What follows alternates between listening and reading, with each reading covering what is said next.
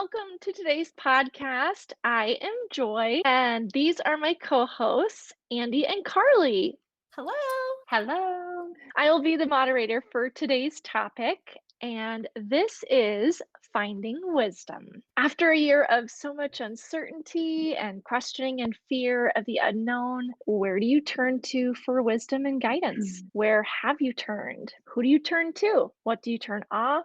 And what do you turn on? These questions we will explore together in a two-part series, as the answers will each be as unique as we are as individuals, and yours probably will be too. We invite you to slow down and reflect with us where you are, pulling your own wisdom and faith from that process and what it means to you. Today, in part one of a two-part series, we are going to explore finding wisdom. We want you to know that you are accepted in whatever stage you are and whatever your wisdom and faith journey is. We are not here to persuade anyone's thoughts or opinions, and only here to listen to each other in a safe place, to discuss how we can support and lift each other up in ways they need supported and loved. And rolling into this year, it still seems as if the world is a bit lost and disconnected. And we're going to discuss some self-reflection questions like, where do we go from here? So let's dive into This is Finding Wisdom with the following questions. Carly, will you start us off with this first question? Tell our new friends in 3 words what you would use to summarize how you feel about your current faith and wisdom journey and why. Ooh, okay. I think my 3 words are you do you. Oh, I love that. I feel there isn't one way to practice faith and to find your wisdom. I think that's part of the wisdom is figuring out what works for you and what you need to feel that peace and to find that wisdom within yourself. And I think it's important to also recognize that in others, that what's right for me isn't necessarily right for you. And what makes me feel calm and grounded may not be the same for you. And that's okay. Mm-hmm.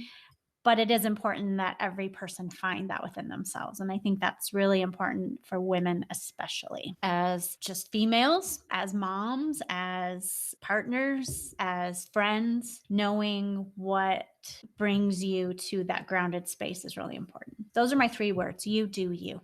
I love that. Thanks. So you do you. You do you, ladies. You do you. You do you. I love that because it speaks to everybody, and I think you do you is unique for each and every one because everybody's in a different place, is in different stage in life, different season in life everywhere, and everybody has a different faith and wisdom journey Very true. that they're on. True. Awesome. Thank you for sharing. Sure. All right. And Andy, tell us in 3 words what you would use to summarize how you feel about your current faith and wisdom journey and why. Thank you, Joy. Carly, that was amazing. I love that. I had a really hard time just choosing 3, but I did come up with 3. I did just want to echo from a path standpoint. I think everybody's journey is a little bit different and they find wisdom in different ways. So I'm just super excited to learn about that with both of you and then also with our listeners as well. The first word that I have is hope. Hope is a conduit for miracles. And I think for us right now, we're in a building stage. And so we have a lot of hopes and aspirations and dreams and accomplishments. And Jake and I are at a really great point where we're able to merge them together. And so I think that hope is a conduit for all of those miracles coming together. I had love as well. So when I lean toward love, I am led. And so seeking love through everything, whether that's career, friendships, relationships, all of the above. So seeking love. Then I had a really hard time between grace and gratitude. I wrote by grace through faith. So we're talking a little bit about faith and wisdom and whether that's prayers or meditation or anything that's larger than us, a higher power than us. And I think that grace can sometimes be a little bit hard to find, or it has been hard to find over the past year. And so I think that strong faith is a big component of that, and a little bit of gratitude as well. So sometimes I need to slow down and just be super grateful for all of the things that are around me. So 3.5 words. 3.5 words. That was awesome. Awesome. Awesome. I know that's tough to put it in just 3 words. Yes, it is. It is challenging to put it in 3 words. It is. Great job, guys. So, my 3 words, I thought it was difficult to only come up with 3 words as well to edit down. So, I also had love, just like you, Andy. I feel like love is a universal language that anyone can speak. I feel like love is a language that deaf people can hear. I feel that love is a language that the blind can see. Doesn't matter where you are, what color you are, where you're from, if you're showing love, that will be apparent. So I feel like that is the biggest one for me. I also feel that my own faith and wisdom journey is always changing. Can I have that? Love always changing? How about evolving? Evolving, that's a better word. There's Yeah. there's one word for you. One word, evolving. I feel because everybody's growing all the time. Life is never this finish line that we're all reaching towards. It's day after day is fresh and new, and you never know what you're going to get. You never know what's going to, pop up and surprise you that you're going to need to grasp. Then my final word would probably be compassion. I think that's another one for me that no matter what kind of language you speak, no matter where you're from, compassion, I think, can always be seen that you care through actions. I don't feel like compassion is just, I think it's such a packed word into one action that's limitless of what kind of acts of compassion you can have or do for someone. So those would be my 3 words. Those sum you up very nicely as well, Joy. I can, from a friend perspective, I see the love and compassion in you every time we have a conversation, for sure. Oh. Yeah. And Andy, I didn't get to remark on yours, but those words also very much describe you. And I'm just so lucky to be friends with you guys. I feel the love emanating from both of you every time we have a conversation or see each other. Both of you, your faith and wisdom just oozes out of your pores. Thank Thank you, you. I would Karli. say the same right back at you, Carly. And especially with You Do You. You are just so supportive in everything. Thank you. You're welcome. Okay, so our next question, Andy, do you want to take this first lead on this next question? This one's kind of Sure. loaded. You. Okay, do you pull your wisdom from your head or your heart? And what does this mean to you? It is a loaded one.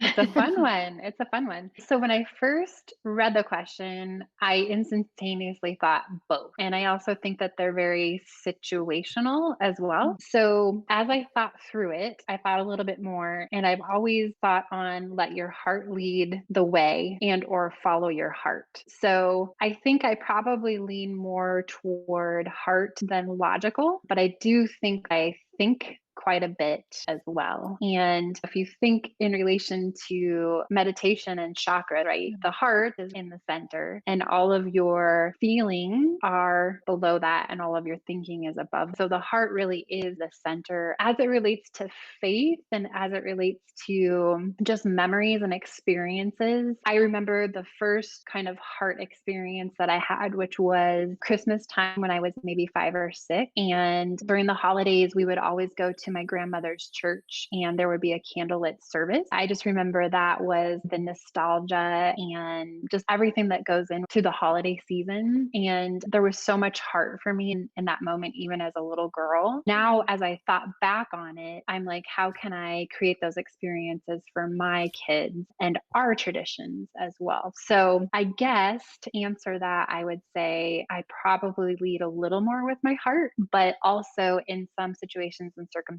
I am a thinker as well. Good question.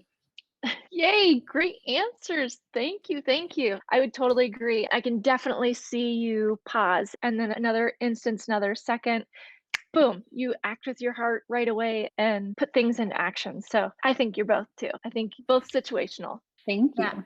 And I think, Andy, too, a lot of the thinking and processing that you do is sorting through your feelings. You're making it seems to me that you're processing, how am I feeling about this and how is it resonating with me? So I think that's how I see you using your think with your heart. Thank you. I would agree. Okay, Carly, for you, do you pull your wisdom from your head or your heart? And what does that mean to you? Sure. The older I get, the more I use my heart and my head less. I think the last year has especially hit home with me on that sense, just slowing down and paying more attention to what my heart is telling me. When I was young, I was totally driven by my head for sure, of what I thought it should be and what I thought the expectations were and what I thought the next achievement I needed to have, or things along those lines, speaking about when I was an athlete when I was younger. Now that I'm older and maybe have a little bit of wisdom, I'm able to let my heart lead the way more often and maybe check it with my head when needed, but lead with my heart. So I would say for me now, it's my heart. And that's what that means to me. It's just been, like you said, early in evolution. You used the word evolve. One of your words was evolving. And Yes. I think that's faith and wisdom, especially, is an evolution. And you change. And I never would have said I was a heart person when I was young, or in my 20s for sure. But I definitely like to say that now. Awesome. Thank you. I can definitely see that. Yeah.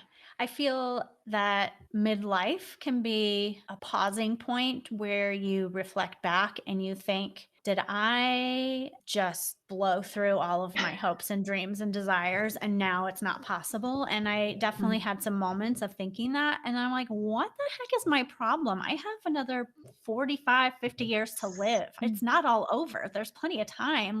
What do I want to do? What do I want to go after? And listening to your heart and being better at listening to my heart has helped me get through some of the fears or feelings of regret, which I really don't have any because I can do it now. I love that. Yes. Thank you. Okay, so for me, do I pull my wisdom from my head or my heart? And what does that mean to me? I went back and forth on this one too. So I feel like I would probably take an Andy's approach again here on this one. That for me, I feel like it's situational because I feel like in different instances, I feel really confident and really strong in using my heart, or sometimes I feel really strong and really confident in using my head. I think in the new mama world or toddler world, I think oftentimes I'm looking up something or Googling, oh my gosh, what does this mean? How do I handle this? What do I how do I fix this? How do I stop this? So I don't feel like I have that wisdom and knowledge from my head. So I'm using my heart more in that case, in my mama senses. But I'm also using my head and thinking about all my resources and looking things up and double checking and rechecking things before I make a decision on what way we're going to go. Then I think in my faith world, I really find grounding in the word. I feel like scripture for me really helps calm my soul, my head, and my heart because I feel like sometimes I can be an overthinker. Just ask my husband. I can be an overthinker for sure. Or you know what I do? I bounce back and forth between my head and my heart. It's like my head and my heart are playing tennis or something before I can come up to make a decision. Sometimes I feel like I can just spit things out thinking with my head. Other times I think I can just spit things out with my heart, but I think maybe the majority of the time I'm playing tennis between the two. Guess what? That's growing your wisdom, Joy. Pre- Pressing my gray matter, seeing how I can build or strengthen or stretch that gray matter. But I think that is a hard one to do between your head and your heart, to decide which to pull from and when and what situations. Yeah, it'd be interesting to get some feedback from our listeners of how they feel about those two things. I would agree. I think, and any advice out there, I'd be open to. Yeah, and just as a reminder, our listeners can always send us their thoughts and their ideas and their feedback at thisisfriendshippodcast@gmail.com. We'd love to hear from you out there of what your thoughts are on these topics. Yes, thank you for reminding us. Also, reach out to us, message us on Instagram. That's another great outlet if that's nice and easy for you. This is Friendship Podcast is our IG, so you can find us there too. And hey, Okay. exciting. Our website is live too now, guys. We should talk about that. Yeah. This is It looks Yay! amazing. It looks So amazing. exciting. Thank you, Karli, for kicking that off for us. Yeah, this is friendshippodcast.com. We're excited about it. Yes, go check us out. Tell all your friends. Share the good news. Sounds good.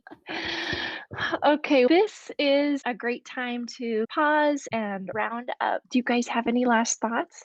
I don't know. I don't have anything else to add. Just again, want to confirm with you ladies how much that your faith and wisdom inspires me every day. Mm, Thanks. And same thing. yes. I'm glad that we can do this journey together and be here to support and lift each other up through all of our differences and support each other that way. Yes. So if we can support you guys, you listeners out there in any way, we'd love to hear from you about how your current faith and wisdom journeys are going for you guys, or how you are sharing your wisdom through your head versus your heart. Wherever you're finding us, we are wishing you success, happiness, and self love. We are committed to leaving you feeling encouraged and inspired through every episode. And we'd love for you to consider sharing your own stories of faith and wisdom with us and keeping the conversation going. We are so grateful you are here with us. Thank you so much and have a great day. Bye. Bye. Bye.